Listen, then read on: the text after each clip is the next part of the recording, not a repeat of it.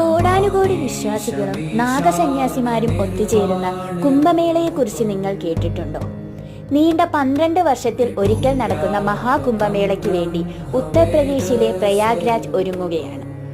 മേളയ്ക്ക് പിന്നിലെ ഐതിഹ്യമനുസരിച്ച് ഒരിക്കൽ എല്ലാ ഹിന്ദു ദൈവങ്ങൾക്കും അവരുടെ ശക്തിയും മാന്ത്രിക ശക്തിയും നഷ്ടപ്പെട്ടു. തങ്ങളുടെ ശക്തി വീണ്ടെടുക്കുന്നതിനായി അമൃതിനു വേണ്ടി പാലായി കടയാൻ അസുരന്മാരുമായി ഒരു കരാറുണ്ടാക്കി. ഇത് ദേവന്മാർക്കും അസുരന്മാർക്കും തുല്യമായി പങ്കിടേണ്ടതായിരുന്നു. എന്നിരുന്നാലും നീണ്ട 12 വർഷമായി അമൃത് വീണ്ടെടുത്തപ്പോൾ ഒരു യുദ്ധം പൊട്ടിപ്പുറപ്പെട്ടു. ഈ യുദ്ധത്തിൽ വിശുദ്ധ പക്ഷിയെ പോലെയുള്ള ഗരുഡൻ അമൃതടങ്ങിയ പാത്രവുമായി പറന്നു.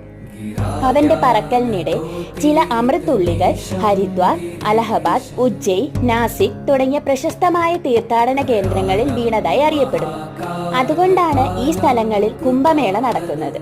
2025 ജനുവരി 13 മുതൽ